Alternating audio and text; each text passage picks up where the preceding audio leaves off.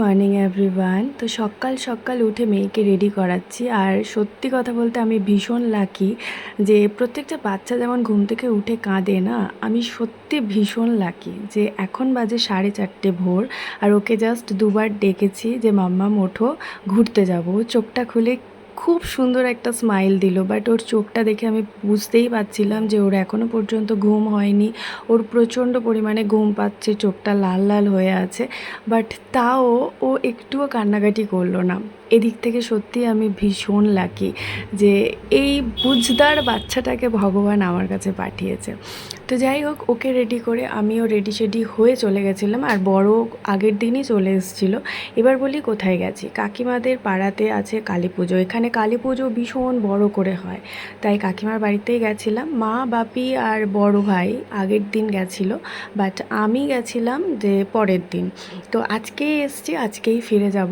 তো সকাল সকাল যেহেতু বেরিয়েছিলাম, কারণ রোদটা প্রচণ্ড উঠবে তাই। আর এই যে মা কালীর সামনে আমার ছোট্ট কালী দাঁড়িয়ে আছে। আর ভীষণ মজা করেছে ওখানে গিয়ে। কতটা মজা করেছে সেটা না পুরো ভিডিওটা দেখলে তোমরা বুঝতেই পারবে না। এবার কাকিমার বাড়ির থেকে আমার বাবার মামার বাড়ি মানে আমার দাদুর বাড়ি একটুখানি মানে কাছাকাছি। তো ভাবলাম চলো, আমি তো আর আসা আর হয় না, তো এই যখন সুযোগ পেয়েছি, আমার বড় দাদুর অবস্থা ভীষণ খারাপ, তো একটুখানি দেখা করে আসি। তো মা বাপিও যাচ্ছে, আমরাও যাচ্ছি। তো আমাদের সাথে মেয়ে নেই বলে ভাবছো মেয়ে কার সাথে? মা বাপির সাথে। মায়ের কাছে তো বসবে না, বসে আছে সামনে। তো এই মাঠঘাট ফাঁকা জায়গাগুলো দেখে না ভাবছি কত বছর আগে এসছি, সব কিছু বদলে গেছে। মাঠঘাটের রাস্তাতে আবার পাকা রাস্তাও হয়ে গেছে। তো আবার এখানে ফিরে এলাম, কারণ কাকিমাদের বাড়ি খাওয়া দাওয়া একটুখানি জাস্ট 10 মিনিটের জন্য গেছিলাম।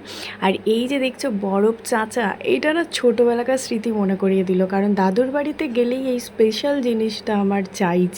আর আমার মেয়েকেও আমি তাই একটু ট্রাই করালাম, বাট ও যেহেতু ঠান্ডাটা একদমই খেতে চায় না, মানে ওর ভয় লাগে কি হয় আমি জানি না, বাট ও একদমই খেতে চায় না। তারপর দেখো এখানে কালী পুজোর বিসর্জন হবে, সারা দিন নেচে টেচে সন্ধেবেলায় নাকি বিসর্জন হবে, ভাবতে পারছো? আর ভীষণভাবে এরা আনন্দ করে এই পুজোটাতে।